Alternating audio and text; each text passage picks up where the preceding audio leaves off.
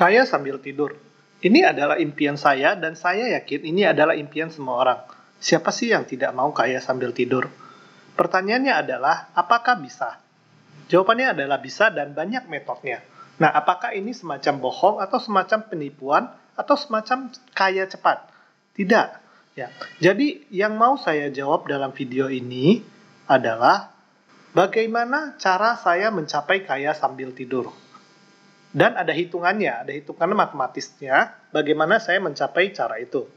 Kaya sambil tidur artinya kita mau kaya dengan cara membeli saham. Membeli perusahaan yang bagus, biarkan dia bekerja, kita tinggal numpang saja, tinggal tidur saja. Jadi kita tidak perlu ada stok barang, tidak perlu ada karyawan, tidak perlu repot mengurus karyawan lagi. Ya, kalau kita tidak suka dengan perusahaannya, kita tinggal pindahkan saja, beli perusahaan yang lain. Itu inti dari kaya dari sambil tidur. Sebelum menuju ke detail, kaya sambil tidur itu bukan kaya cepat. Ini perlu proses. Dan ini bukan hal yang gampang.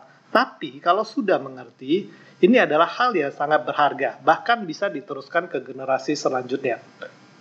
Pertama, kita perlu definisikan apa itu kaya sambil tidur. Untuk kaya sebenarnya caranya banyak. Yang paling bagus adalah punya bisnis. Tapi menjalankan dan sukses dari suatu bisnis itu perlu karakteristik yang amat bagus ya. Perjuangannya berat, mesti fokus, tidak boleh setengah-setengah, dan banyak lainnya. Kerja, dapat jabatan tinggi, dapat gaji tinggi, lama-lama kaya juga. Jualan di Tokopedia, ya. Nah, banyak cara-cara lainnya untuk kaya. Ya. Ini yang kita sebut dengan active income. Cuma yang sambil tidur, atau kita sebut dengan passive income, ini lebih susah ya. Bikin suatu bisnis untuk sambil tidur, kita mesti membuat suatu sistem otomatis untuk bisnis itu bisa kita tinggal sambil tidur. Atau bikin properti untuk disewakan. Surat-surat berharga, deposito, obligasi juga adalah kaya sambil tidur. Dan lain-lain. Ada seperti hak paten, hak cipta, tapi tidak semua orang bisa punya kemampuan untuk hak cipta atau hak paten. Saham. Nah, ini adalah fokus saya. Yang menarik dari saham adalah konsep menjadi seorang investor. Kita beli saham yang sudah jadi, ya. Jadi kita tinggal numpang, ya udah, tinggal tidur saja gitu ya. Kaya sambil tidur adalah tujuan akhir kita, tapi secara realita kita belum sampai. Kita mesti susun rencana untuk sampai ke sana. Rencana ini mesti kita jalankan dan kita evaluasi. Proses ini saya namakan dengan nama Journey to Financial Freedom. Ada yang 3 hal penting dari proses ini ya. Pertama adalah goal atau tujuan. Goal ini sangat penting karena definisi kaya bagi setiap orang itu berbeda-beda. Jadi kita tidak boleh ambigu. Contoh, misalnya, kalau kita punya mimpi, kita mau jalan-jalan gitu ya. Ini amat ambigu. Kita mau jalan-jalan kemana? Kapan? Apa yang akan terjadi dengan tujuan kita? Jadinya kita tidak akan pernah jalan-jalan. Coba kalau goalnya kita ubah seperti ini. Saya mau pergi ke Singapura untuk jalan-jalan tahun depan. Ini lebih jelas. Ada target yang dikejar, ada waktu yang kita mau capai. Ini sama dengan financial goal. Kita mesti ada target yang jelas. Rumus untuk target yang jelas di finansial itu namanya adalah 4% rules. Rumusnya adalah goal biaya hidup setahun dikali 25. Biaya hidup di sini, kalau kita bingung, kita bisa isi dengan gaji yang didapat. Kalau biaya hidup sudah lebih besar daripada gaji, kita sudah dalam masalah besar. Oke, contoh, misalnya Budi, biaya hidup setahunnya adalah 100 juta rupiah. Jadi, goal finansial Budi adalah 100 juta dikali 25. Hasilnya adalah 2,5 M.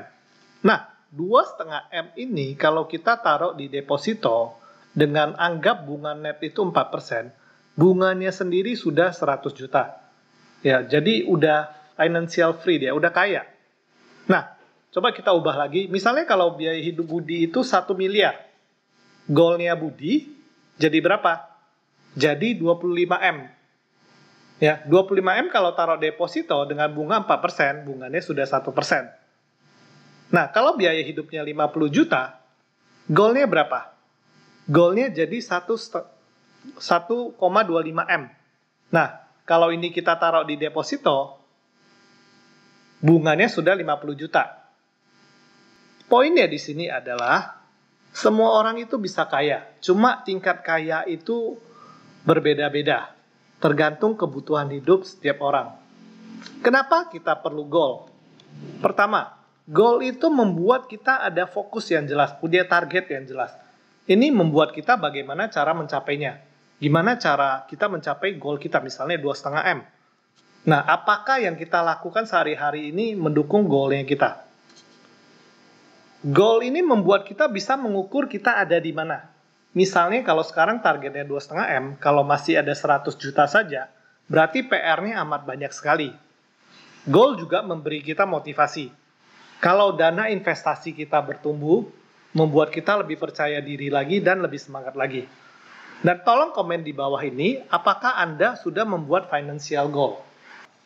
Dan jangan juga tunggu sampai sudah kaya baru berinvestasi. Biasanya orang sudah punya uang banyak, malah lebih rentan terhadap salah investasi, terutama di saham. Karena mereka cenderung coba-coba jadi tidak serius, tidak pelajari lebih dalam, asal beli saja gitu ya. Dan saham itu amat murah. Dengan 90.000 saja sudah bisa dapat satu lot. Nah, secara realita mungkin 99% orang belum mencapai goal ini atau bahkan pengen kaya saja, tapi tidak ada cara untuk mewujudkannya.